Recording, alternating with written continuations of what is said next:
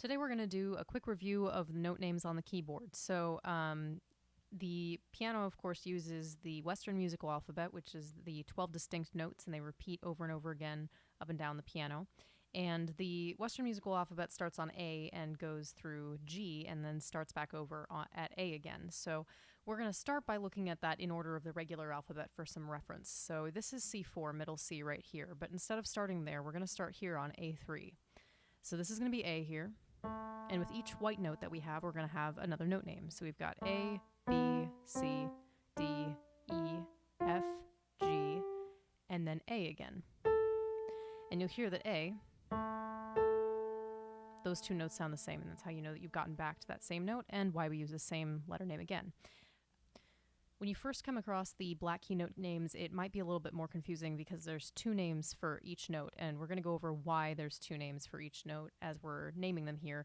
The short answer to that question is that it depends on what key you're in, and we're going to do a video later on that talks about key signatures, and this is one of those concepts that actually can make a little bit more sense once you get further on with it. So for now, take my word for it. We're going to review later why it makes more sense to have specific names and specific keys. But for today, let's just talk about how we name those keys. So each black note is going to have a name that has an accidental. So for example, the note that lies between A and B right here is A sharp and B flat. Now remember that sharp is the accidental that means move a half step up, and flat is the accidental that means move a half step down. So if you think about it, A plus a half step would be A sharp, right? And B minus a half step would be B flat. Now you notice that when I play those two notes, they sound the same because I'm playing the same key. And that is what's called enharmonic equivalency. So all that means is that there are two notes that have the same name, two notes that have different names but sound the same pitch. So we're going to go along here and name all of the black notes as well. So using that same technique, we've got C here, A, B, C, and we're going to go up by a half step. So we have C plus a half step is C sharp. And we could also refer to that one as D minus a half step, which would be D flat.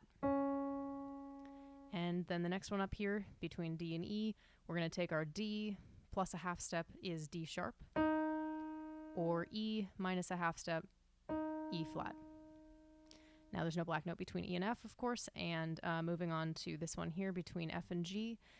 F, we're going to add a half step to that, move a half step up, so F sharp, or a half step lower than G, which would be G flat. And then between G and A, we've got G plus a half step, G sharp, or A minus a half step, A flat.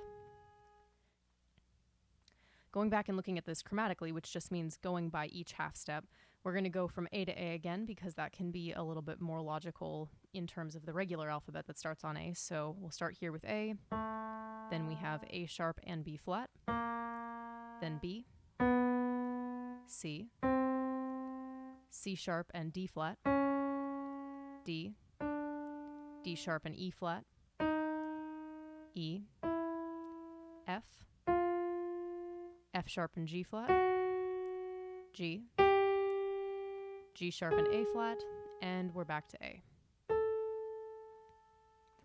And those are all of the notes on the keyboard, so come back next time for more detailed information on key signatures and how they affect the way that we name our notes.